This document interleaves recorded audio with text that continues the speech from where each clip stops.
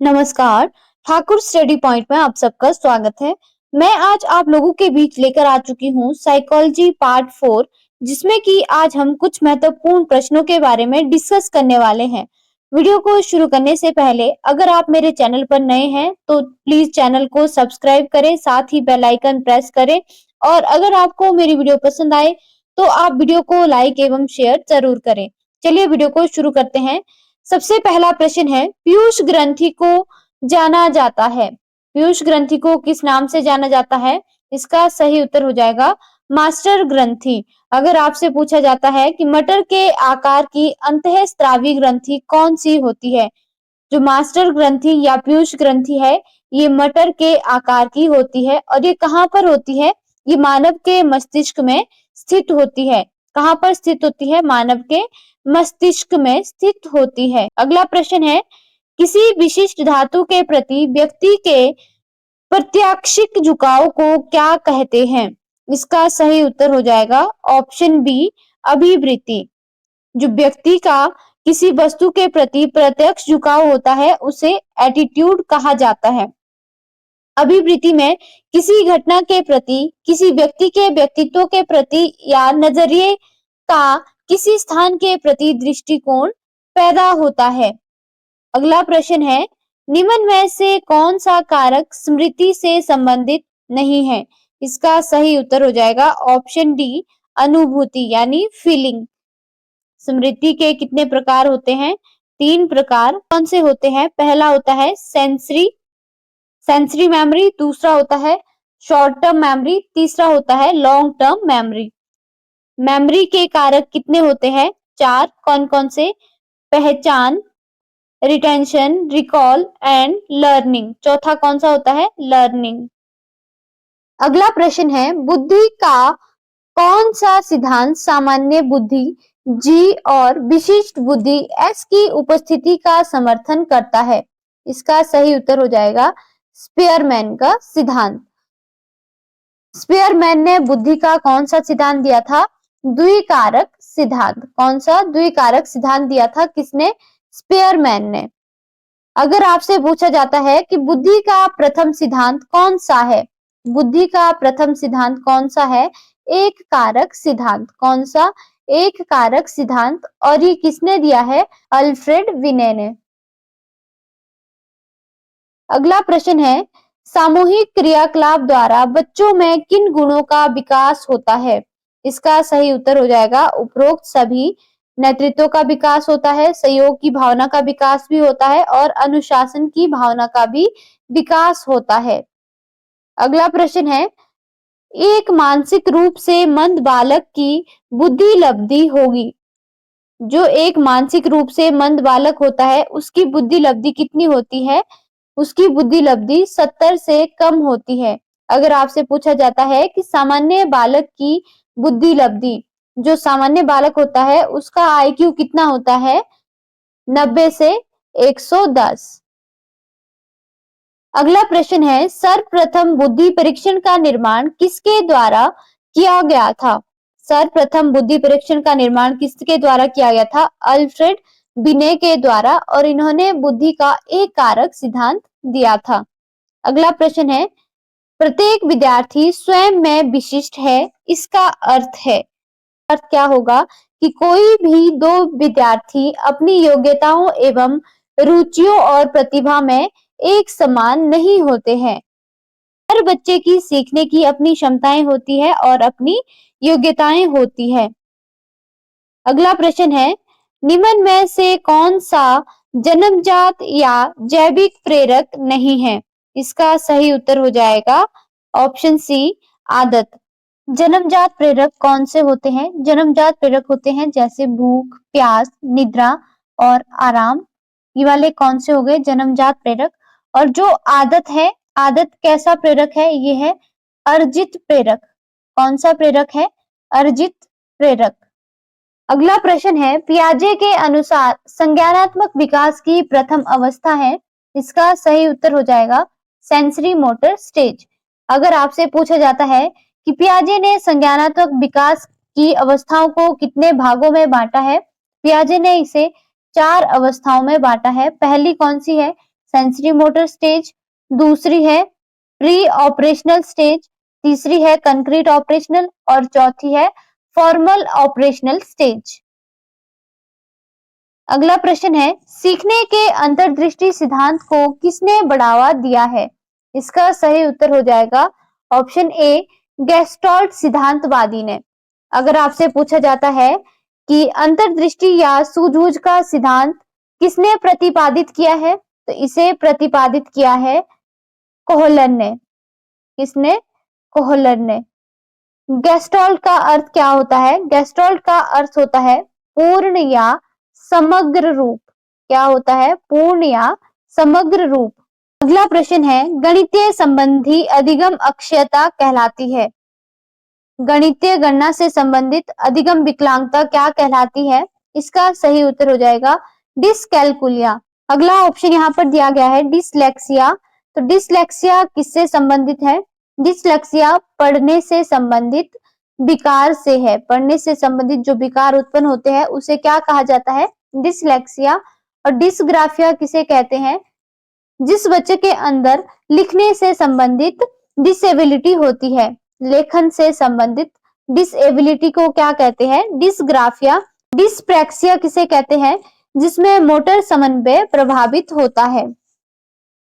अगला प्रश्न है, किंडरगार्टन प्रत्यय का निर्माण किसके द्वारा किया गया? इसका सही उत्तर हो जाएगा ऑप्शन डी, फ्रोवेल के द्वारा। इस विधि में फ्रोवेल ने बच्चों को पौधे और शिक्षकों को बागवान के रूप में चित्रित किया है। अगर आपसे पूछा जाता है कि बच्चों को पौधे और शिक्षकों को बागवान किस मनोवैज्ञानिक ने कहा है? इसका सही उत्तर हो जाएगा फ्रोवेल ने। अगला प्रश्न है, अपने शिक्षण के दौरान एक शिक्षिका दृश्य एवं श्रव्य साधनों व गतिविधियों का उपयोग करती है क्योंकि वे विद्यार्थी की अधिकतर ज्ञानेंद्रियों का उपयोग करके अधिगम को बढ़ाना चाहती है। क्या करना चाहती है वो? बच्चों के अधिगम को बढ़ाना चाहती है। अगला प्रश्न है, प्रथम प्रयोगात्मक मनोवैज्ञानिक प्रयोगशाला कहाँ पर स्थापित की गई थी? इसका सही उत्तर हो जाएगा लिप्जिंग, जर्मनी में। और किसने स्थापित की थी? ये की थी विलियम बुंट ने। कब? 1879 में। अगला प्रश्न है, स्वयं के महत्व के बारे में हमारी अवधारणा कहलाती है? स्वयं के महत्व के बारे में हमारी अवधारणा क्या कहलाती है? इसका सही उत्तर हो जाएगा सेल्फ एस्टीम। और सेल्फ एस्टीम हमारे स्वयं के बारे में राय एवं विश्वास पर आधारित होती है।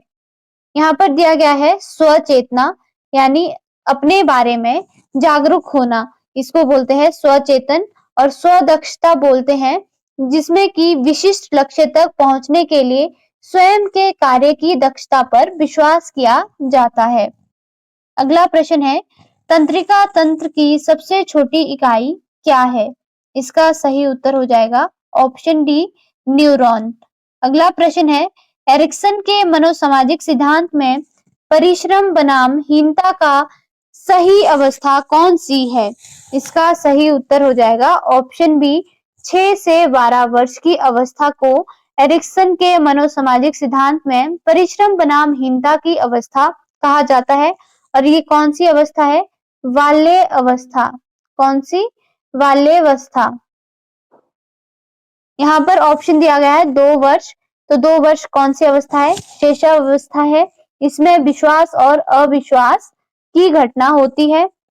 तीसरी यहाँ पर जो स्टेज है ये है, ने बोला है किशोरा अवस्था। इसमें role identity versus role confusion की स्थिति उत्पन्न होती है। लास्ट ऑप्शन यहाँ पर दिया गया है 3 से 5 वर्ष। 3 से 5 वर्ष को एरिक्सन ने प्री स्कूल ईयर कहा है। क्या कहा है? Pre school year. इसमें इनिशिएटिव वर्सेस गिल्ट की भावना उत्पन्न होती है। अगला प्रश्न है, पेवलव के अनुबंधन सिद्धांत में अनुबंधित उद्दीपक क्या है? इसका सही उत्तर हो जाएगा बेल। अगर आपसे पूछा जाए कि पेवलव कहाँ के मनोवैज्ञानिक थे, तो पेवलव रूसी मनोवैज्ञानिक थे। कौन से? रूसी मनोवैज्ञानिक थे। और इन्होंने कौन सा सिद्धांत दिया है? इन्होंने शास्त्रीय अनुबंधन का सिद्धांत दिया है।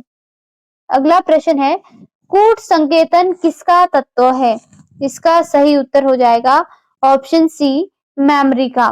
कूट संकेतन वह प्रक्रिया है जिसके द्वारा हम सूचनाओं को मेमोरी में डालते हैं। कूट संकेतन के द्वारा हम सूचनाओं को कहां पर डालते हैं? मेमोरी में। अगला प्रश्न है, मूर्त, अमूर्त एवं सामाजिक बुद्धि का संप्रत्यय किसके द्वारा दिया गया था? इसका सही उत्तर हो जाएगा ऑप्शन ए, थॉर्नडाइक के द्वारा। थॉर्नडाइक ने बुद्धि का कौन सा सिद्धांत दिया है? थॉर्नडाइक ने बुद्धि का बहुकारक सिद्धांत दिया है। कौन सा बहुकारक सिद्धांत किसने दिया है? थॉर्नडाइक ने। अगला प्रश्न है, प्राणी की ऐसी स्थिति जो लक्ष्य की ओर निर्देशित करती है उसे क्या कहते हैं?